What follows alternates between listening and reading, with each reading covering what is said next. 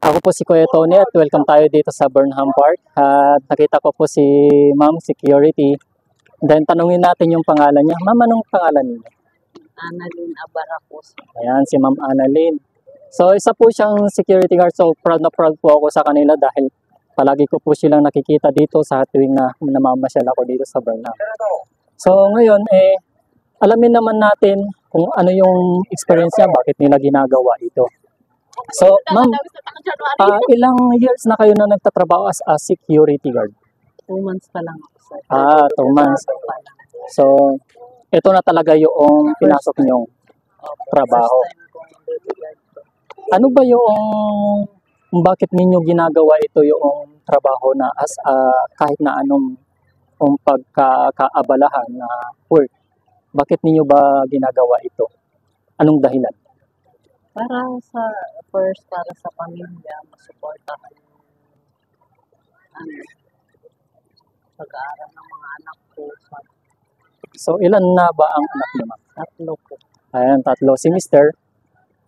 Construction po. Oo. So, hindi lang hindi nilalang lang yung construction, no? So, marangal na trabaho yun. Eh, siyempre, lahat ng bagay na trabaho, kapag pinasok mo, marangal.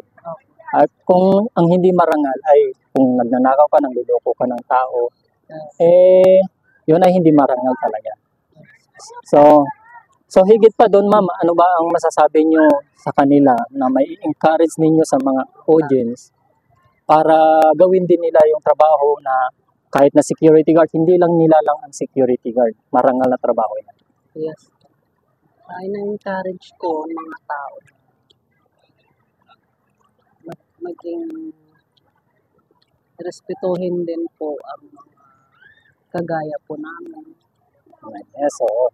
Kasi ang hirap po ng trabaho po namin. Kahit ganito lang nakikita nyo na palakad-lakad, minsan po, pero mahirap po ang trabaho din po bilang sa security guard. Dahil ang kalaban mo is hindi lang naman pagod at kuya. Siyempre kapag may sinisita ka, oo nga, tigas pa ng ulo nila. Tigas ang ulo nila, hindi sila nakikinig. Kahit pagsabihin mo sila ng maayos na ganito, huwag nang ulitin, babalik-balik at babalik pa rin sila. So, ganun nga, ma'am. So, ngayon, mga guys, alam nyo naman ang mga trabaho ng mga security guard. Hindi napakadali. Na madali.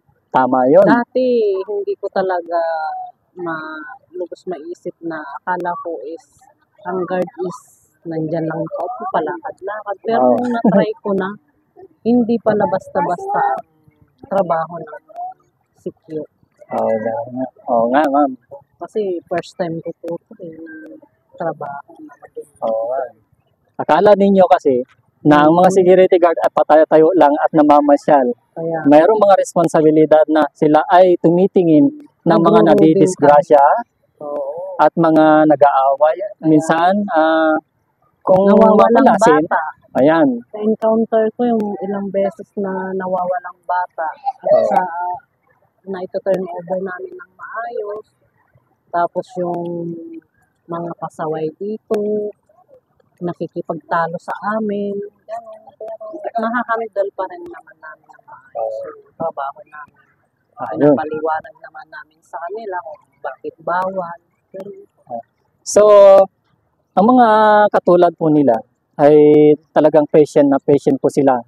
Kumpara po sa atin. Mahaba po ang kanilang pasensya. So, dahil kung hindi po mahaba ang pasensya nila, siyempre, yung karangalan ng kanilang mga pamilya, maapektuhan yung kanilang mga financial na pangangailangan. At siyempre, napakahirap po sa panahon natin ngayon na maghanap ng trabaho. Kung anong na po dyan na marangal na trabaho, ay grab po natin. So, ano din ang pangalan niyo, ma'am? Ma'am Annalyn? Ayan. So, si Ma'am Annalyn, proud na proud po ako sa kanya dahil nandito po sa Burnham na nagro-robing para lang sa mga turista. So, iniimbitahan din po namin kayo na bisitahin nyo rin minsan ang Burnham Park ng Baguio. Okay, thank you sa lahat. Ako si Kuya Tony. Welcome to my channel, and then subscribe and notification bell